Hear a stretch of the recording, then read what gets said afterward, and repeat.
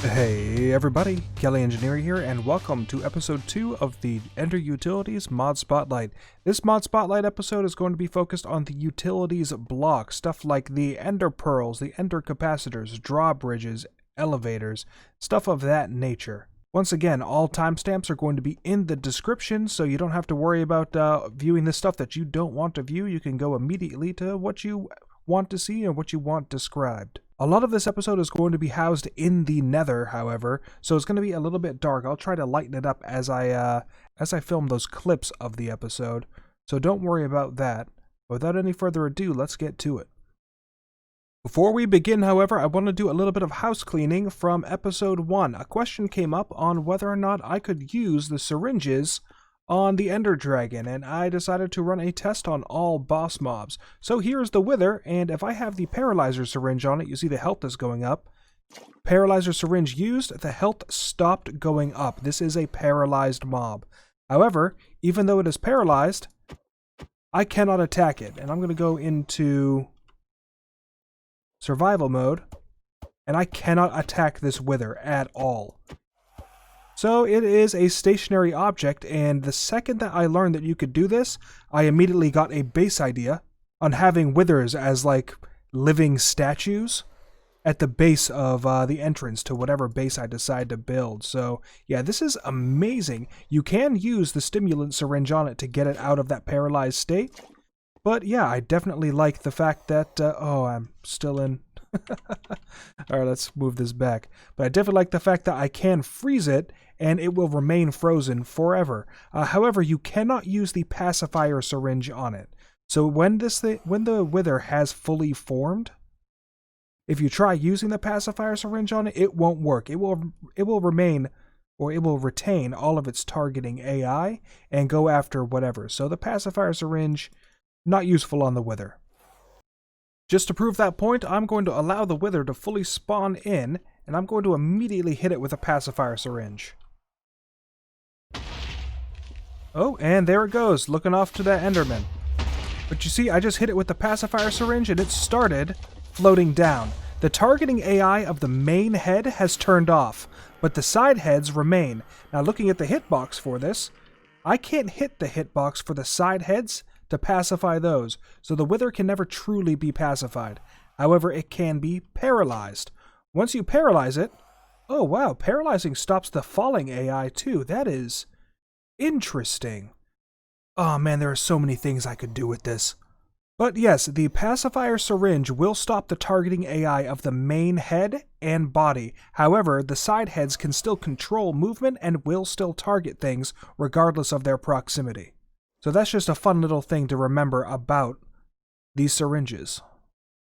However, the syringes cannot be used under any circumstance on the Ender Dragon. I have tried all three. I have tried it in survival, in creative. I've tried destroying all of the Ender crystals around, just in case the Ender crystals, whenever it's healing, that may count as the Ender Dragon being targeted. So yeah, that's just something that I tried out. But none of the syringes whatsoever worked on the Ender Dragon.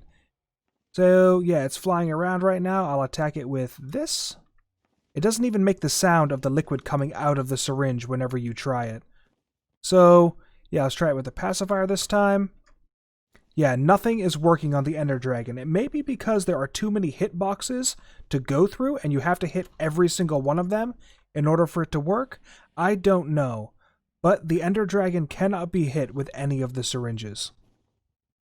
The first items we're going to go over are the Drawbridge and Advanced Drawbridge. They are made with 6 basic Ender alloy ingots, 2 sticky pistons, and it is required that they be sticky pistons, and either a comparator or a piece of redstone dust, depending on which version you want to make.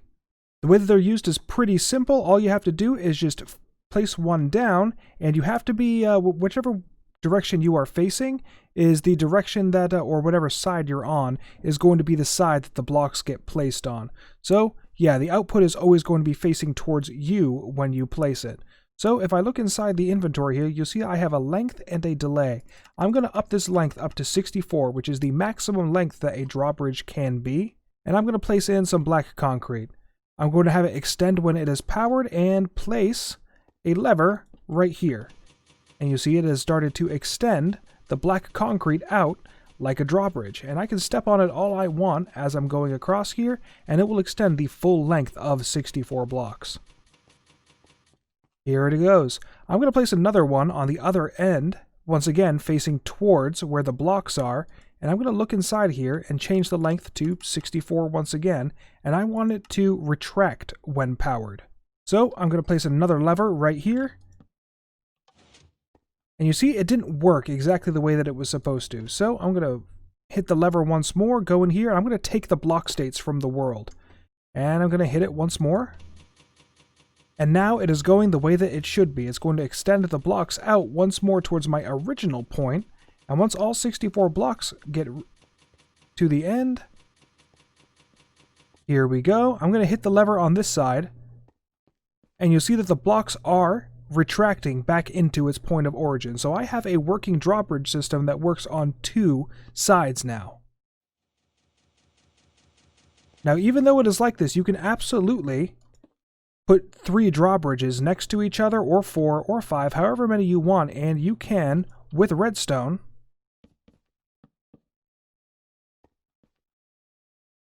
actuate all of them at once. So I have nothing in here, and also the length is only 1 block anyway, so it wouldn't have worked. But if all 3 are set up exactly the same, then you can have a drawbridge that extends by 3 blocks, or however much you want. Now, the advanced drawbridge, however, is a little bit different because it only allows a maximum of 32 blocks to be placed. However, once the maximum is set, I can choose any pattern that I want. So if I want to set a drawbridge in a specific sort of pattern, I absolutely can. Place the lever, and you see it's extending in the pattern that I just told it to inside of the inventory. It's going to extend the full 32 blocks, and once again, with the advanced drawbridge, I can hit here, extend it out to 32, take the block states from the world, and here we go. It's going to extend all the way back to its point of origin, and I have a 2-way drawbridge system. So yes, this is a very, very handy, very, very awesome block that I don't think I've ever seen a block like this in any other mod that I've played with, and I could be mistaken. I, of course, haven't played with all of them, but this is amazing that it allows you to make patterned drawbridges, and once again, I can extend all of these out as I'm about to show. Started with white in this one, and as you can see, I have a nice little checkerboard drawbridge that I can go, that I can extend out, and then retract it if I had the same setup on the other side. So yeah, those are the drawbridges. Now these drawbridge blocks may be incredibly functional, but they're still pretty ugly. Luckily there's a way around that, and that is with the use of camouflage. If you put a block in your offhand, and then right-click with an empty hand on a drawbridge, it will camouflage that block into whatever is in your offhand. In order to remove it, all you need to do is remove it from your offhand, and then shift right-click, and the block will retain its original shape. One last thing about the drawbridges, though, is that when I extend it over here at its point of origin, I can at any time just flip another switch and they will immediately start retracting in on themselves. I do not require drawbridges on both ends in order to get them to work. That is just for a cool effect of being able to walk across a full chasm and then retract the blocks on the other side of a chasm. So another thing about it is, yes, pressure plates do work as the redstone power on here, but as you can see, the second I step off of the pressure plate, it will start retracting. So it's not really a viable solution, although I'm sure some people can get very creative on how the pressure plate can work to their benefit utilizing these drawbridges. Next up is the elevator block, which is made with 2 pieces of wool, 4 basic ender alloy ingots, 1 sticky piston, a pressure plate, and a piece of redstone. So I have just a little demonstration here that I want to show. I'm going to grab all of these items, and I'm going to grab some orange and magenta wool. If I try to make an elevator, you see that it's going to try to use the pieces of orange wool, and it is going to make me one that is keyed to orange. If I try to use 2 different types of wool, it is still going to make it, but you see it's making the orange one. If I switch magenta to the other side, you see it's making a magenta. So you can mix and match what wool you want to use. However, the one that is in the top leftmost slot is the color that's going to be made for your ender elevator. I'm going to make these magenta ones right now. I'll make another set of magenta, and we are going to place them down. So I'm going to place one right here, and I'm going to place one right up here. And you see that I can move between them. The Open Blocks Elevator mod, Open Blocks Elevators, or the Elevator mod, can only attach itself to an elevator that is directly above or below it. That is not the case with the Ender Utilities elevators. So long as they are 256 blocks vertically or 64 blocks horizontally, it can find an elevator that is keyed to the same color. It will, however, only transport you to the nearest one the nearest one vertically. So you see that whenever I'm trying to go up, I'm going to go to this one. But if I want to go down, it's going to find that one as the nearest because it doesn't care that this is also on the same Y level. So I'm going to go down, and I went down to the nearest one that it could find.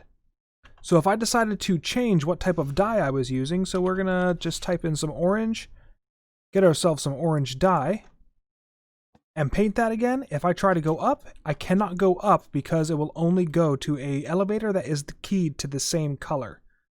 Now these can also be camouflaged as well. So I have some sandstone right here. If you put it in your offhand and then with an empty hand click an elevator, it will disguise the elevator as that block. So it will still keep the color so you can at least see where your elevators are, but this has been completely hidden as a sandstone block. So do the same thing over here, and I'm going to key this one to orange, and yeah, I can go up and down anytime that I want. And that is how the elevators work. There's also some added functionality with redstone, and it's something that I don't necessarily agree with, but it's something that I could find a use for. So it says, can be activated by redstone on the rising edge. Power level of 8 or less will go up, and power level of greater than 8 will go down. What this means is if I have a pressure plate right here, then I can click it, and I will move down to this elevator. However, because a pressure plate puts out a power level of 15, I can't step on this pressure plate and go up. I would have to. There we go. I would have to use space to go up and then shift to go down. Now you saw that there was some weird wonkiness, so I just stepped on the pressure plate and tried to go up, but I immediately went back here. Well, that's because this pressure plate is still up here, so the second I transported up here, I pressed this pressure plate and it sent me back down. The elevator blocks are not limited to players, however. They can also be used on mobs. So I'm going to spawn in this zombie. Oh, of course it's a baby zombie, but I'm going to paralyze it immediately. And I have a pressure plate on top of here, on top of this elevator block. I am going to go into survival mode, and I'm going to use the stimulant on this. You see it pressed the pressure plate, and it is now down here. So the elevators can transport enemy mobs as well. And finally, if you want to remove whatever camouflage you have on your elevator, all you need to do is with an empty hand, shift right click, and it will go back to its original texture, and of course showing you what color elevator it has been keyed to. Next up we have the Ender Utilities portals, and those are going to require portal frames, and those are made with 4 basic Ender alloy, 4 pieces of glass, and that can be any glass that you want, and 1 piece of redstone. It's also going to require the portal control panel, which is made with 6 portal blocks, 2 redstone repeaters, and an active enhanced ender core. So to set up those portals, you can set them up any way that you want. They can be the same dimensions as a nether portal. They can be any size that you want, so long as they are within the constraints of a normal ender portal. And if I want the control panel, let's put the control panel right over here. And you can press this big center button and it will activate a portal for you. But it's not linked to anything right now, therefore I can't go and through to any portal that I want. So the thing that you're going to need in order to get these portals to work are link crystals. There are 3 different types of link crystals, 2 of which work inside the portals.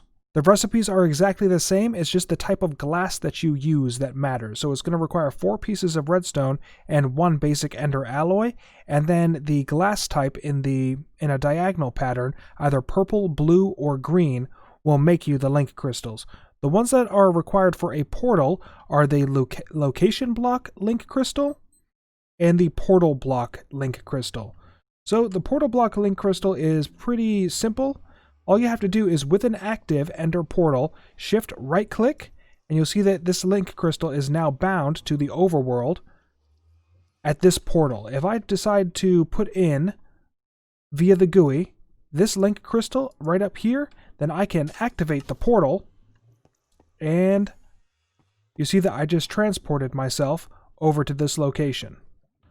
Alternatively, with the link crystal location, I can bind that to any location I want. So I'm going to bind it to the top of this white concrete block, and once again put it inside. Here we go. Press this button to activate the second crystal, and then activate the portal. And I just transported over to this white concrete block. Now, it can get a little confusing only having white portals, so there are blocks where you can place dye. So I want a red and an orange portal. You'll see the buttons changed as well, so I just selected the link crystal to that portal over there, press the button, and now it is a red portal. And I know that this red portal will always send me over to the other portal.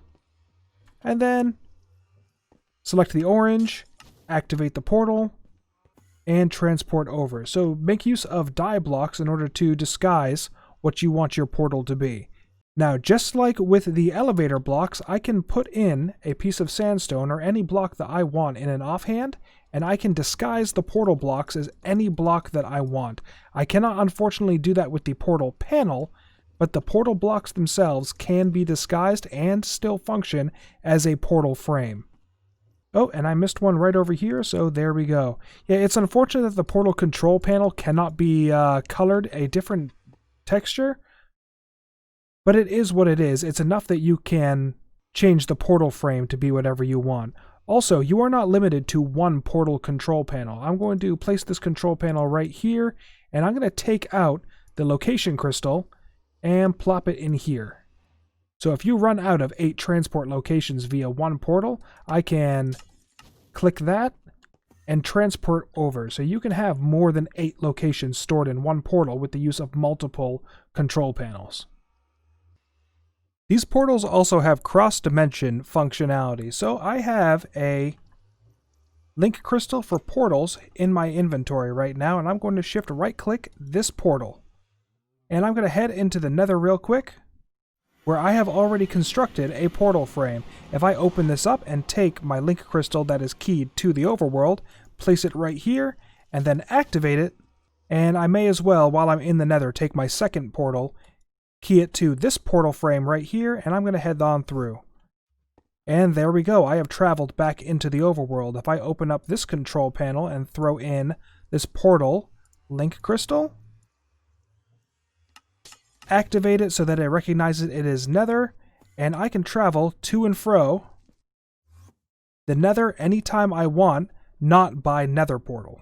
Now, one of the reasons why this is cool is because if I wasn't in creative mode, obviously you've seen this before, is I cannot destroy this portal frame, so it's always going to be making this sound that's going into the Nether.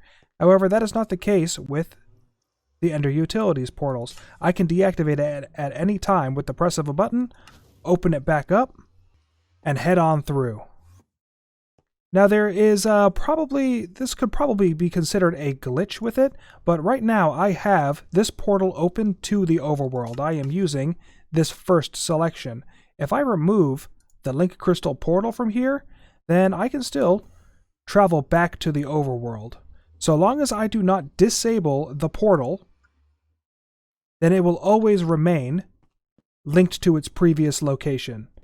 If I no longer want to go to the Nether, or if I mistakenly deactivate the portal, then I can no longer go back into the Nether. However, on the Nether side of the house, oh, and I am still in survival mode, so I should probably change that. Here we go. On the nether side of the house, this is still keyed to the overworld, so it has no problem transporting me through, even though I have the link crystals in my inventory. Next, I want to go over the sound block, which is made with 4 basic ender alloy ingots and 4 note blocks. The sound block is a very, very weird block because any sound that is inside the game can be played here. So let's type in, I don't know, golem. So the iron golem sound, I'm not sure how, there we go, that's a good sound. So I can play any sound I want.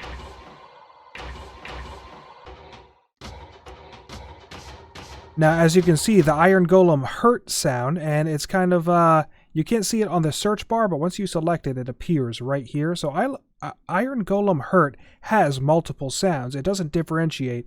So because it has different sounds, as I hit the play button, it will play those different sounds.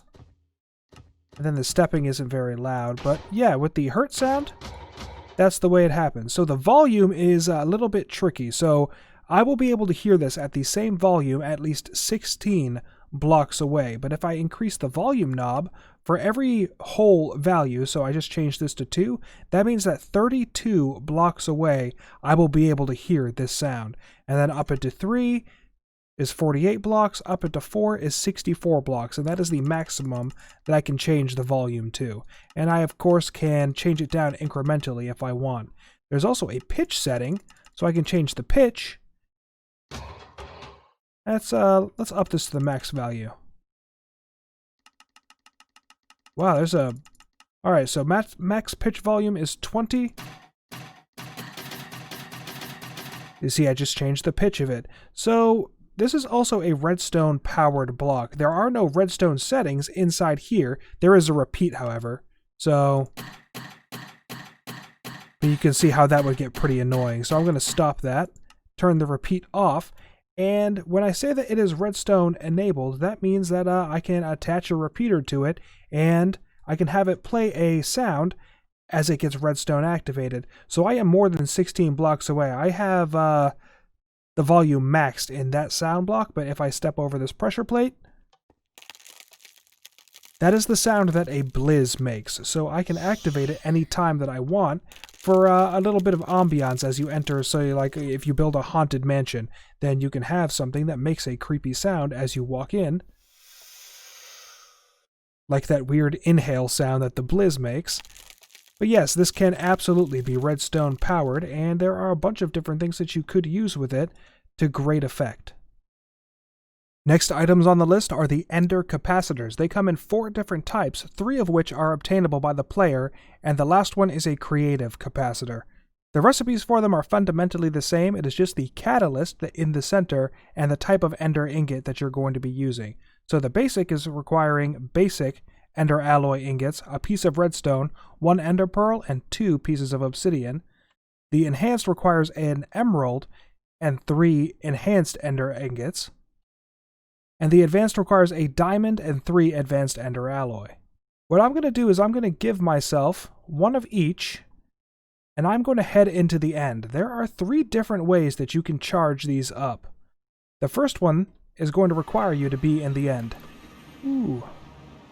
And the Ender Dragon is most definitely not still alive. I don't know why it's showing that it is.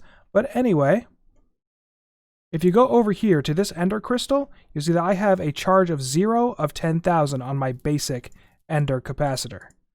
If I right-click an End Crystal inside the end, then it just got a charge of 2,500. So each click of an End Crystal charges the Ender Capacitor by 2,500.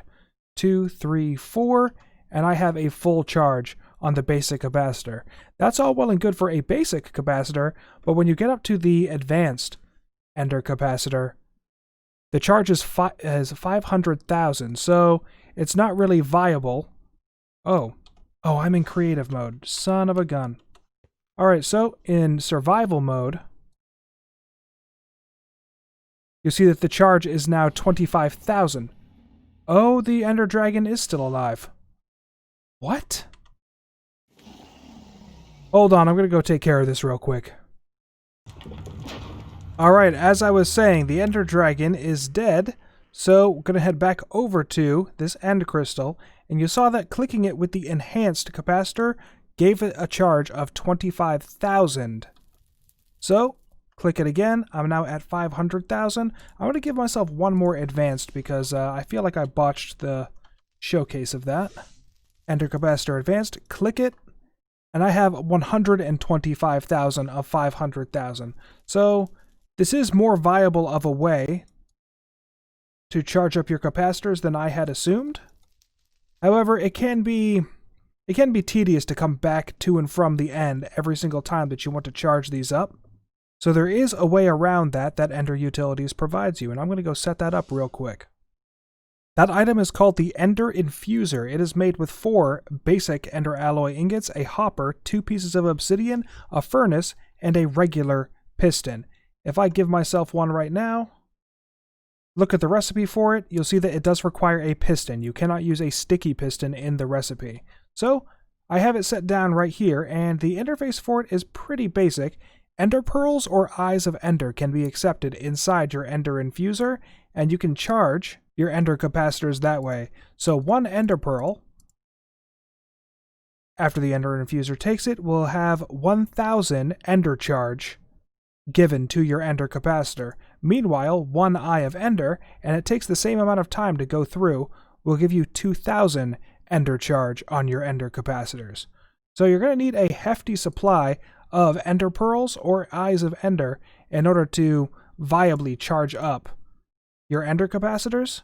And you see it's also a pretty slow charge as well. So going to the end, although tedious, and then climbing all the way up to the obsidian pillars, may not be desirable to you because you just don't like going to the end for whatever reason. So the Ender Infuser is definitely a viable option for you to charge up your Ender capacitors. If you don't feel like climbing up the obsidian pillars, then you also have an item called an Ender Relic, which is made with 4 eggs, 1 piece of glass, and dragon's breath. Now with the Ender Relics, what you can do is when you go into the end, you can place an end crystal at any time that you want, at any location, and have it charge up your Ender capacitors. However, if I try to place it in a normal end crystal location, you see it won't place. Well, that's because there are summoning constraints related to the Ender Relic. It can only be placed, and I'm gonna... There we go. There are summoning constraints for the Ender Relic. It has to be in a 3 by 3 by 6 column of obsidian before you can place it down. So I can't place it right here, but I can most certainly place it right here because then I have the 3 by 3 by 6 that it requires. And then I can go with an Ender capacitor, right-click it, and it will charge up. So you can absolutely just take some obsidian of your own and build up the thing that you want. So say your entrance to the Nether is right here on this platform. So you can build up a 3 by 3 by 6 platform, place on one of your Ender crystals, and you can have a handy charging location for your Ender crystals that way. However, the Ender crystals, Ender relics, can be used in the overworld. However, they do not have the same functionality as in the end. So whenever you place with an Ender relic inside the overworld, and I will place it right here, it just placed a decorative end crystal. I'm calling timeout real quick. I just called those Ender crystals decorative, and though yes, they are decorative, they look different than how they are in the end, they still absolutely can explode, and they absolutely can do damage. So be careful where you put them, and make sure that you put them somewhere where they can't be attacked or hit by a stray arrow or anything, or you will cause massive damage to your base. So yes, while decorative, they still do damage. So I cannot click it with the enhanced Ender capacitor, so a charge of 25,000. If I am in the overworld, I cannot charge up my Ender capacitor that way. I must be in the end in order for it to register. Also, I know that I'm in creative mode right now, but these are a one-time use. If I was in survival mode and tried to use the Ender Relic, then it just used it for my inventory. It is a one-time use item. However, it is a very easy item to create if you want to decorate your base with end crystals, because the vanilla end crystal cannot be placed in the overworld. So if you want a decoration for your base, the Ender Relic is definitely the way to do it.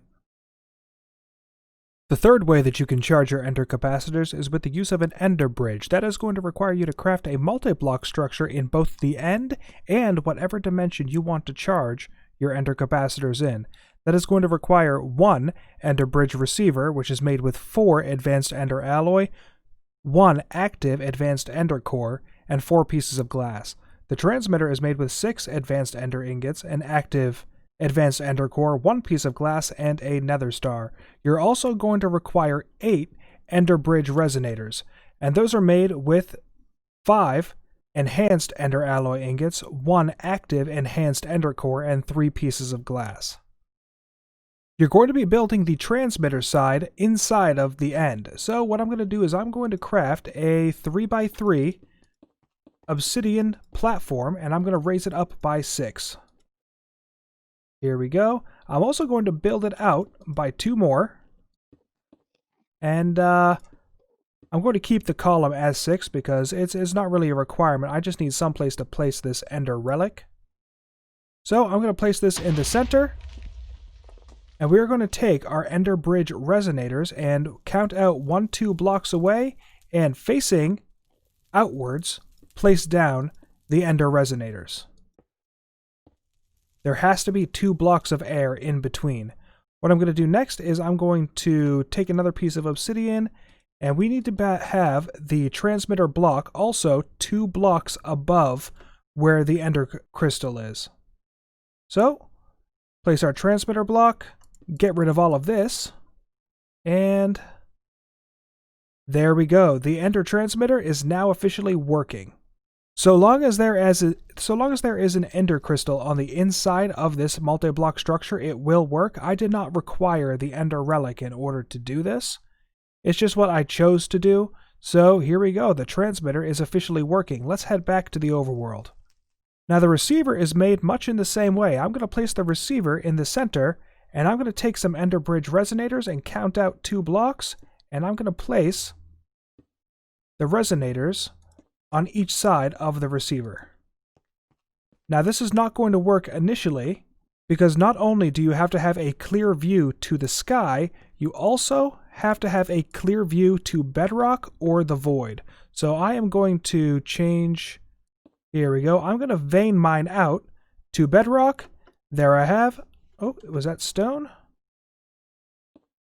There we go. I am now mined out to bedrock, which means the receiver will probably start. There it goes. It has started to work.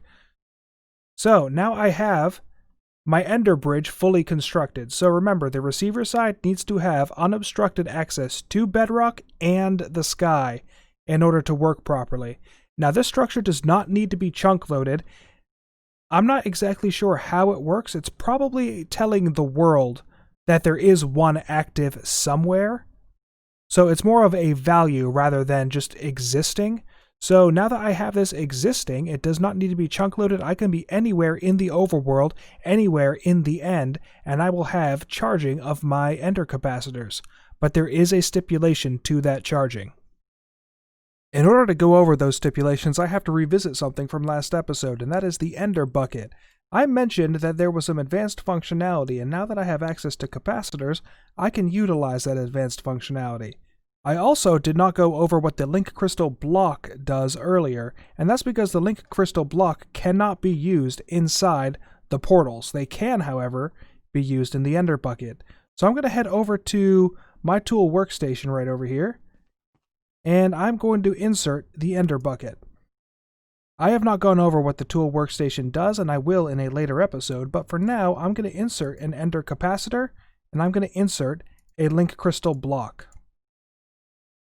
I'm going to take that out, and I'm going to hold Shift-H, and you'll see that it just turned purple. That is because now that it's purple, it is inside bind mode, and bind mode will utilize that link crystal block and allow me to bind to a tank.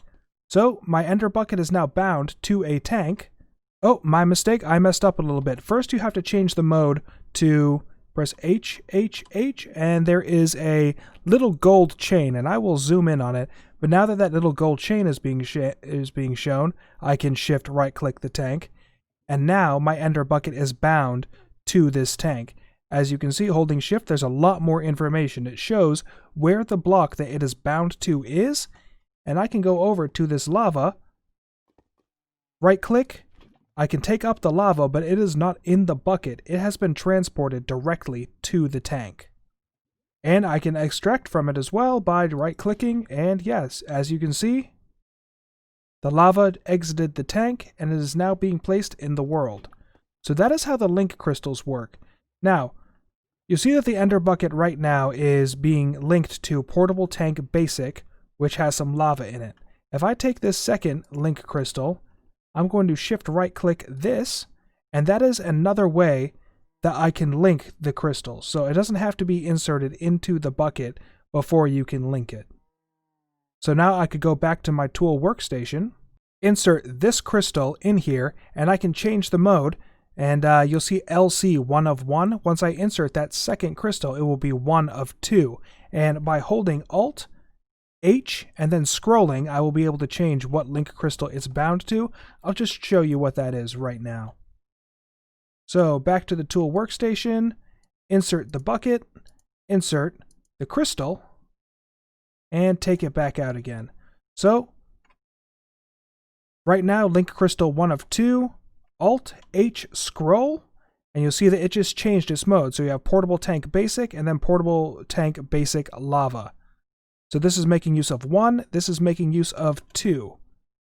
And another thing, you'll see that my charge is going up. This was the stipulation that I was talking about. An ender capacitor needs to be inserted into an item before it will start charging utilizing the ender bridge. But now that it is charging, there's absolutely no problem. There is a weird graphical glitch because you see I don't have the tank right now, but it popped in and out there a little bit. That's because it is constantly refreshing itself in my hand. It's acting like I'm getting a new item, even though the charge is right there. I'm going to shift H just to change this back to regular ender bucket mode, and it is still charging even when it is in normal mode. So yeah, charge 364,400, leave it here for a second, put it back in 367,500.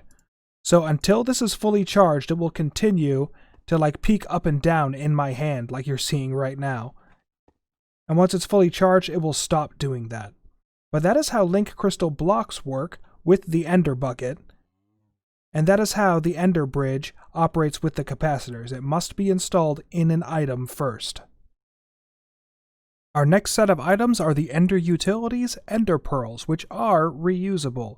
The basic ender pearl is made with 4 Minecraft ender pearls, 4 gold nuggets, and 1 piece of redstone dust.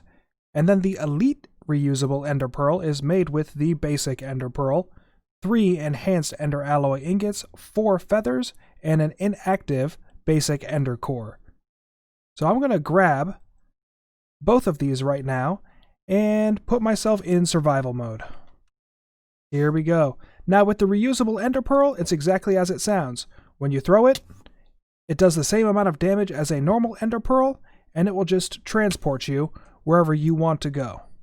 There is no limit to how many times it can be used, hence the reusable, and I actually have a lot more fun with these than I do with the normal ender pearls. Here we go. However, the beauty is in the elite ender pearl, because the elite ender pearl has you fly with the ender pearl. It does the same amount of damage, but it doesn't do fall damage. It only does ender pearl damage to you. So yeah, you can essentially fly through the air on your way to wherever your location was. So I just got fall damage there because I landed right here, but that's perfectly fine. So yeah, the elite ender pearl, I find myself just in the creative world. I've been slacking off on making the episode because once I found out about this, I've just been flying around. It is a heck of a lot of fun. So yeah, those are the elite ender pearls and the regular ender pearls from ender utilities.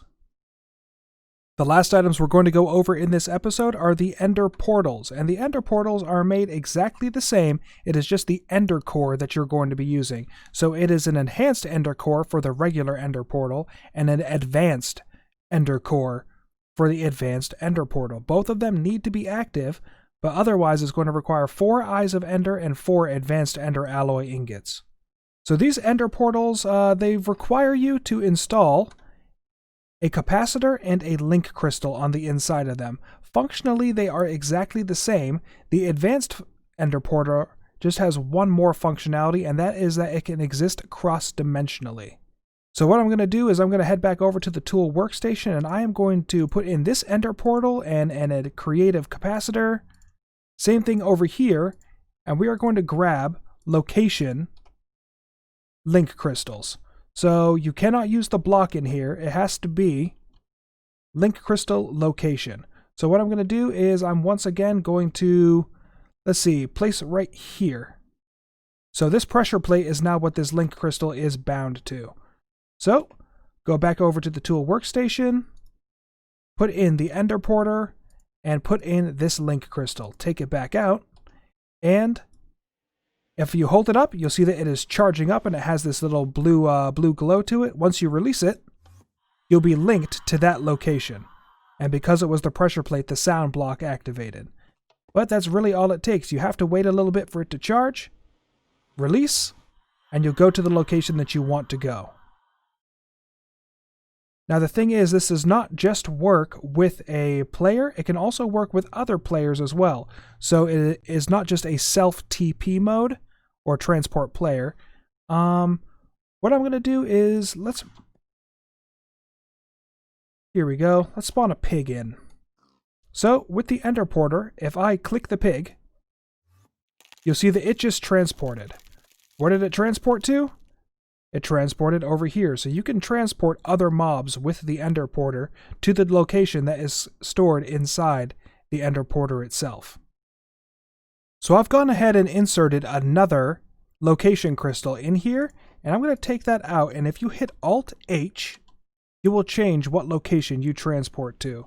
So I just transported to my first location, but if I hit Alt-H, go again, then I just went to my second location.